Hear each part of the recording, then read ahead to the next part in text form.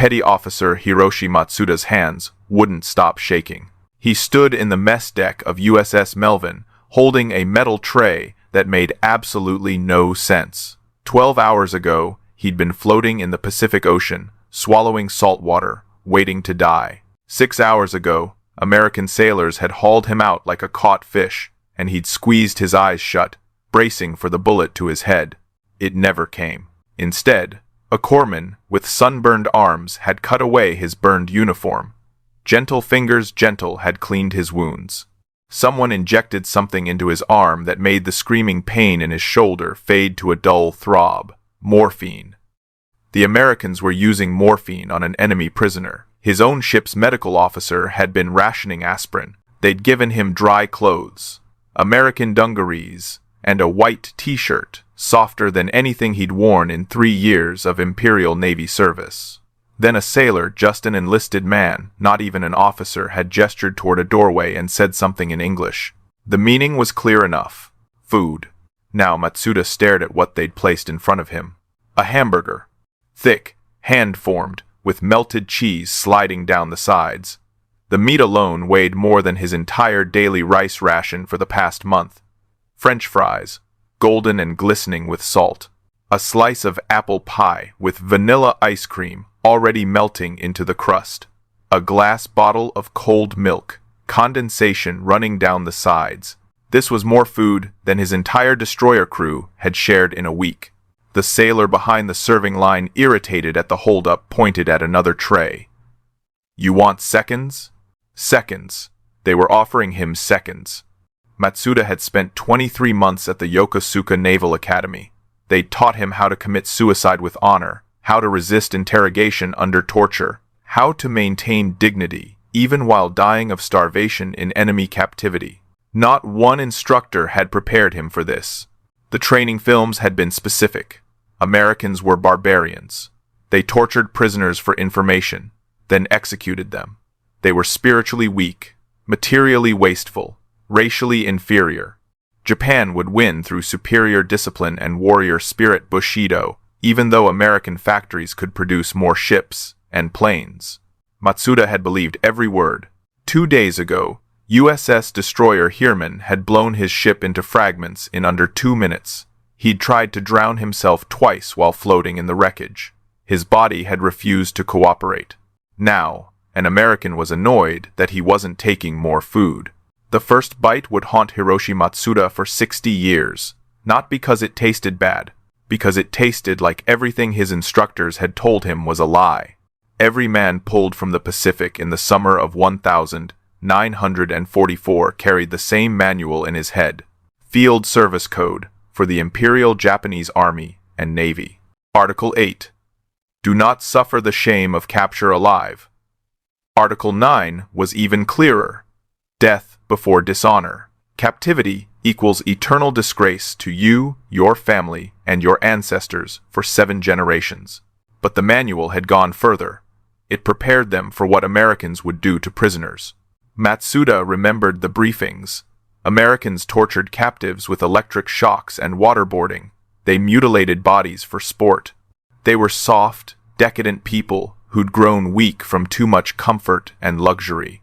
Yes, they had factories and machines, but they lacked the warrior spirit that won battles. A Japanese soldier with Bushido was worth 10 American conscripts.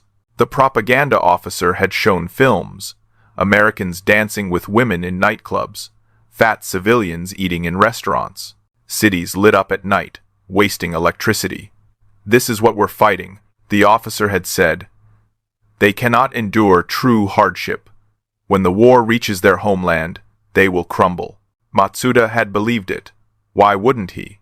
Life aboard his destroyer had proven Japanese superiority through sacrifice. 2 weeks before the battle, their rations had been cut. Rice portions dropped by half. The fresh water supply turned brackish, probably contaminated, but they drank it anyway. 3 men developed beriberi, their legs swelling from vitamin deficiency. The medical officer had nothing to give them, except advice to strengthen your spirit. This was the proper way. Endurance, sacrifice, spiritual strength overcoming material weakness. Matsuda had slept on a bamboo mat in a compartment with 8 other men. The air was thick with sweat and diesel fumes. They washed in seawater when they could wash at all. Fresh water was too precious to waste on bathing. Officers got 1 cup daily for their face. Enlisted men got nothing. And they'd been proud of it. Proud to suffer more than the Americans could tolerate. Proud that their discipline let them function on less food, less water, less comfort. The Empire didn't need to match American production because Japanese spirit multiplied effectiveness. Then Heermann's 5-inch guns had turned his destroyer into an inferno in 90 seconds. 8 hours in the water, 2 attempts to drown. Survival instinct stronger than training. When American hands pulled him aboard their ship, he'd expected the torture to begin immediately. Instead, someone had asked if he was hungry.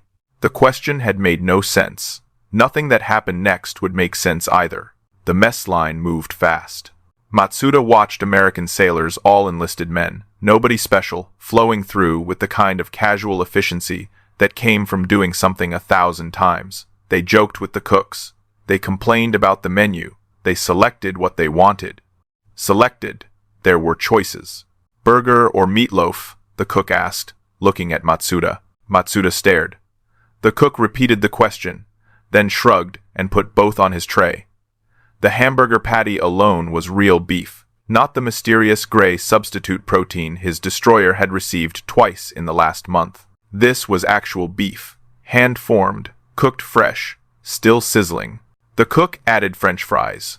Real potatoes, cut and fried in oil that didn't smell rancid. 3 types of vegetables, green beans, carrots, corn. 2 slices of white bread with butter packets. Then, without asking, he added dessert. Apple pie, with a scoop of vanilla ice cream already starting to melt. Behind Matsuda, an American sailor groaned. Apple pie again? Didn't we just have apple yesterday? Matsuda almost dropped the tray. This man was complaining. About receiving pie. About the variety of pie. He found an empty table in the corner and sat down carefully, like the food might disappear if he moved too fast. The tray felt heavy, real, physical weight, more calories than he'd seen in weeks, all at once. The first bite of hamburger hit his system like an electrical shock. Salt, fat, protein, spices he couldn't identify. His body, starved for months, responded instantly. Saliva flooded his mouth. His stomach cramped not from pain, but from sudden, desperate hope. He could feel his hands shaking worse as he chewed. He couldn't stop. Didn't want to stop. Training said he should refuse enemy food, maintain dignity, show strength through rejection. His jaw kept working. Mechanical, desperate. The shame and hunger fought each other, while he ate everything in 8 minutes flat. When he finished, he sat staring at the empty tray, breathing hard. More food in one meal than he'd eaten in the past week combined.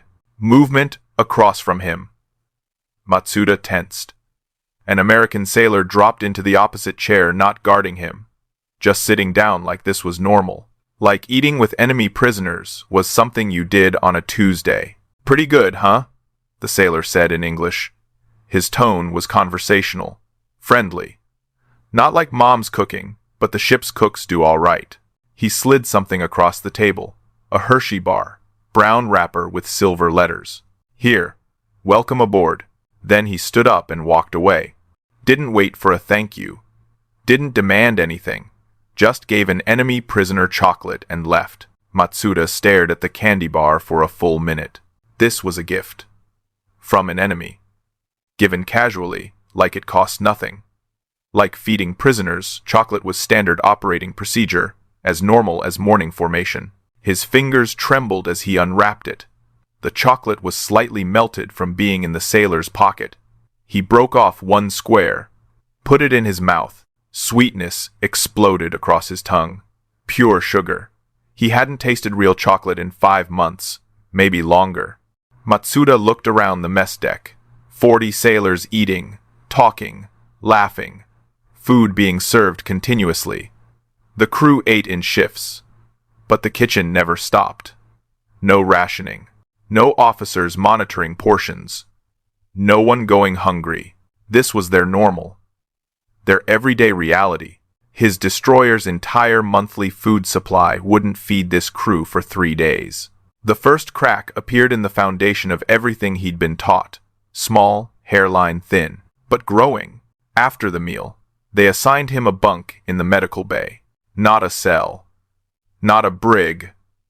A bunk with a mattress and sheets. Real sheets, white, pressed, smelling like soap. There was a pillow, an actual pillow, with a pillowcase. Matsuda had slept on a bamboo mat for 3 years. The mat sat in a compartment he shared with 8 other men, where the air was so thick with sweat and diesel fumes you could taste it. They'd slept shoulder to shoulder in the heat. Fresh water for washing was forbidden seawater only, and only when they could spare it. The American corpsman showed him to the shower, actually walked him there, and demonstrated the handles. Hot or cold? The man asked, turning each knob. Hot water. On a warship. At sea. During active combat operations. Matsuda stood under the spray for 15 minutes, watching months of grime spiral down the drain. The soap was real soap, not the harsh lye mixture that burned your skin. There were towels when he finished. Multiple towels. Clean, soft, and they gave him 2 just for himself. When he returned to his bunk, still dazed, he found items laid out on the blanket. A toothbrush, toothpaste, a razor, shaving cream, a comb. Everything was new, still in paper packaging, for a prisoner. On his destroyer, 4 men had shared a single toothbrush. They'd brushed with salt water and their fingers when they ran out. Shaving happened once a week, with a dull blade that got passed around until someone cut themselves badly enough to need the medical officer. These Americans had just issued him personal grooming supplies worth more than a Japanese sailor's monthly pay, given them to a man who'd been trying to kill them yesterday. The next morning, the corpsman changed his bandages. Real bandages. White gauze. Sterile. Abundant. He applied antibiotic ointment sulfa powder mixed with petroleum jelly and worked carefully around the burns on Matsuda's shoulder and arm. Might sting a bit, he said, apologizing for causing minor discomfort to an enemy. Matsuda's destroyer hadn't carried sulfa drugs. They were too expensive, too rare. When men got infected wounds, they either healed through willpower or they died. Usually they died. The medical officer would say things like, "Strengthen your spirit," and "overcome through Bushido." Sometimes he had iodine. Usually he didn't. The Americans were treating infected tissue with medicine that cost more than most Japanese families earned in a year on a prisoner, as routine medical care. "You're lucky," the corpsman said, taping down the fresh bandage. "Another few hours in the water, and these burns would have gone septic. You'd have lost the arm for sure. Lucky." This American thought a captured Japanese sailor who'd failed to die with honor was lucky to be saved by enemy medicine. 3 beliefs destroyed in one bandage change. Over the next 3 days, Matsuda watched impossibilities compound. The crew ate 3 hot meals daily. Every single meal included meat, vegetables, bread, butter, coffee, and dessert. The menu rotated. He watched sailors actually complain about having chicken 2 days in a row. Not complaining about not having food, complaining about repetition. The ship had a baker, an actual baker who produced 200 loaves of fresh bread every morning in electric ovens, while the destroyer ran anti-submarine patrols. The smell filled the passageways at 0600 hours. Men complained about it. "That damn bread smell woke me up again." They had a soda fountain. Multiple flavors. Available between meals. Matsuda watched sailors drink Coca-Cola while manning battle stations. Carbonated sugar water. During combat. The laundry ran constantly. Industrial washing machines. Electric dryers. Pressing equipment. Enlisted men received clean uniforms every 3 days. Fresh water, precious fresh water, that men killed for on Japanese ships flowed freely for washing clothes, taking showers, cleaning spaces. Matsuda had worn the same uniform for 6 weeks before his ship sank. The fabric had been stiff with dried sweat and salt.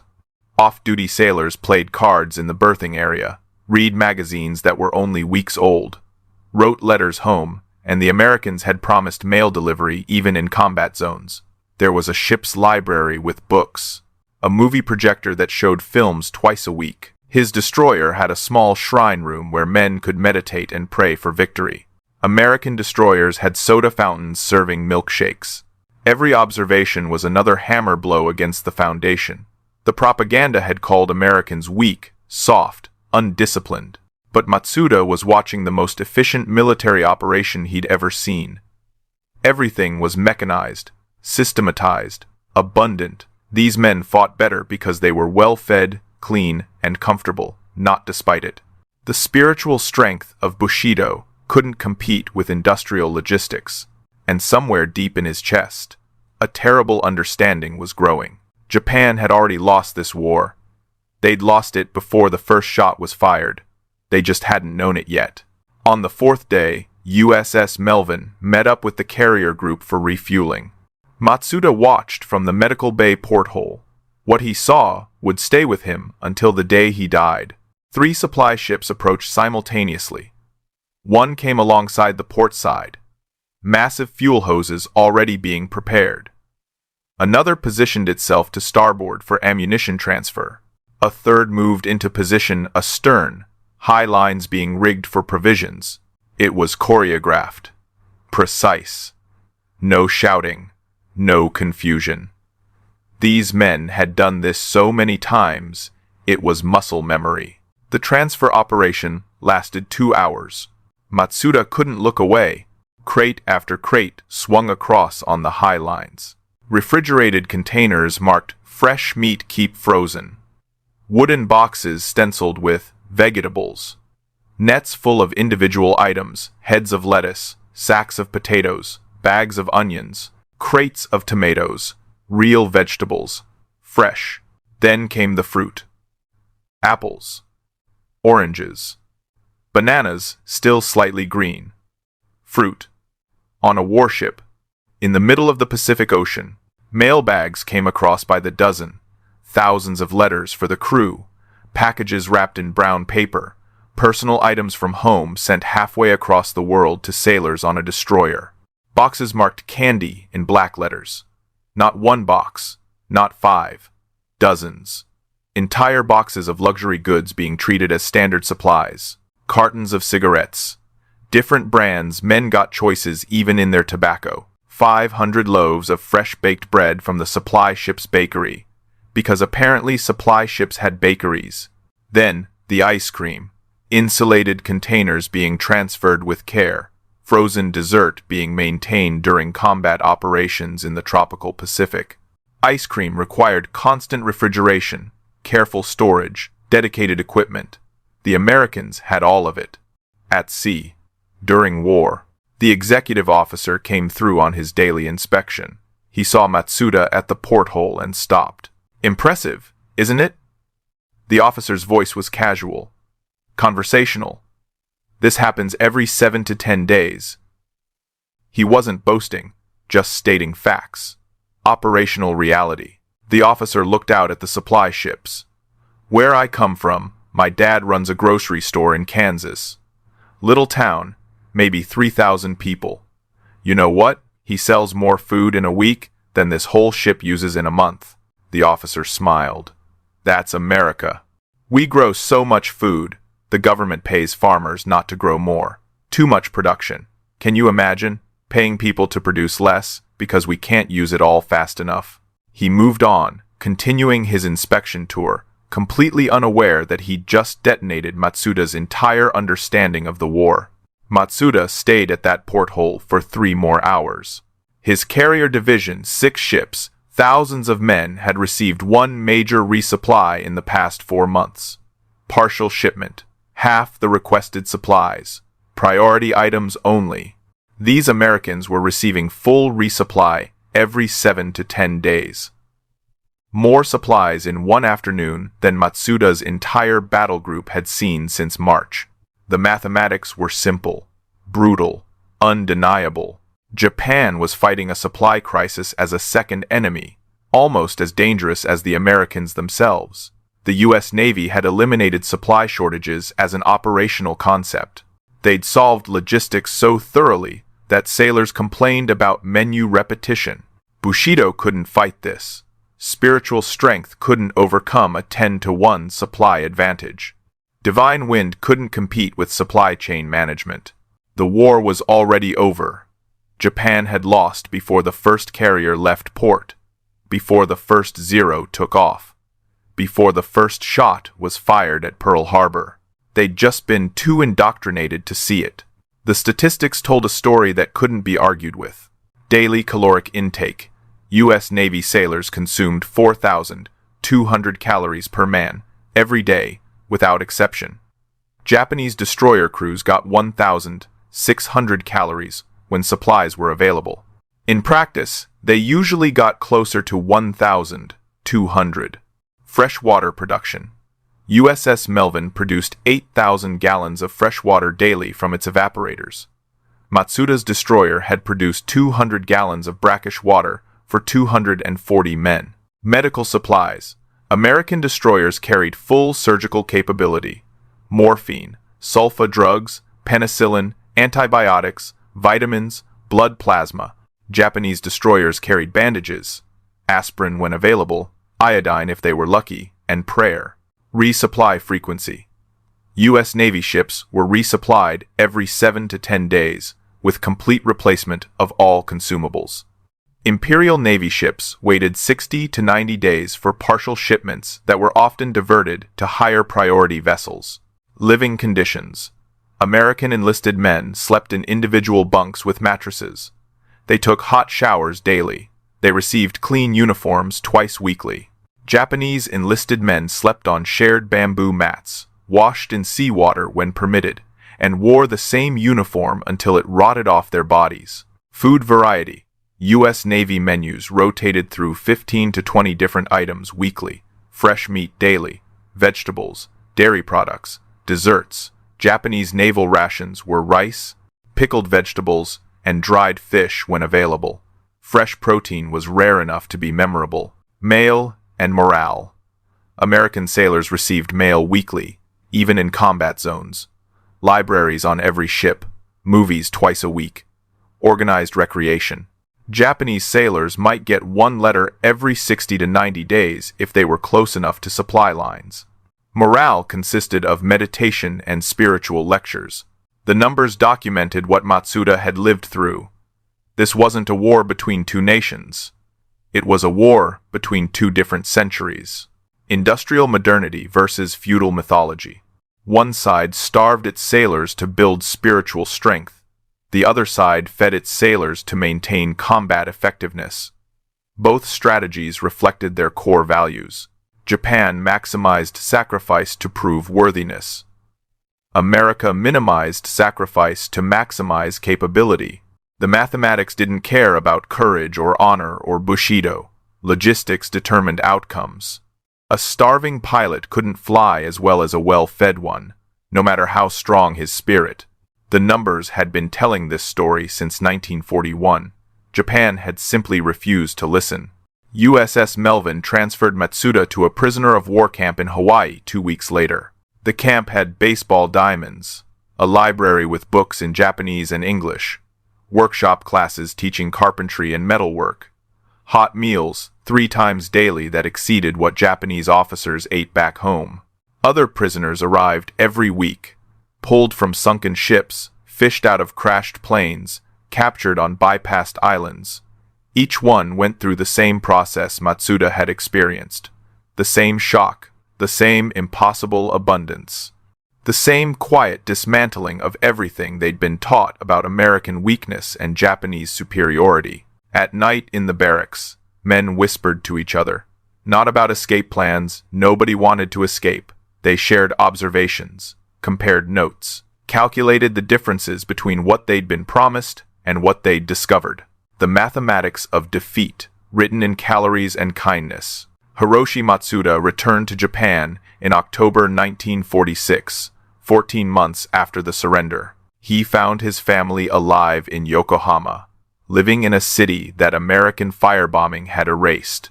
His mother, father, and younger sister, had survived in a shelter. Now they lived in a temporary barracks built by occupation forces. They survived on American food aid. Rice from California, canned goods from Iowa, powdered milk from Wisconsin. The conquerors feeding the conquered, because that's what America did. His mother prepared dinner that first night home. Rice, pickled vegetables, miso soup with no protein. Exactly what he'd eaten on his destroyer. What he'd believed was sufficient for warriors, proof of spiritual strength through material sacrifice. He thought about the hamburger, the ice cream melting into apple pie, the chocolate bar, given freely by an enemy who'd had every right to let him drown. "We were so foolish," he told his mother quietly. She looked up from her bowl. "The Americans tried to tell us we were fighting giants," he continued. "We thought they meant it as an insult. They were just telling us the truth." Matsuda never spoke about the war again after that night. The shame was too deep. Not the shame of capture that had died somewhere in USS Melvin's mess deck. The shame of understanding how completely they'd been lied to. How many men had died believing in spiritual strength, while their leaders knew the mathematics made victory impossible. But every year on June 15th, the day American hands had pulled him from the Pacific, he did one thing. He bought vanilla ice cream. Ate it slowly. Remembered, the first American meal hadn't just fed his body. It had shattered an empire's lies and rebuilt his understanding of what strength actually meant in war. Not spirit, not honor, not sacrifice for sacrifice's sake.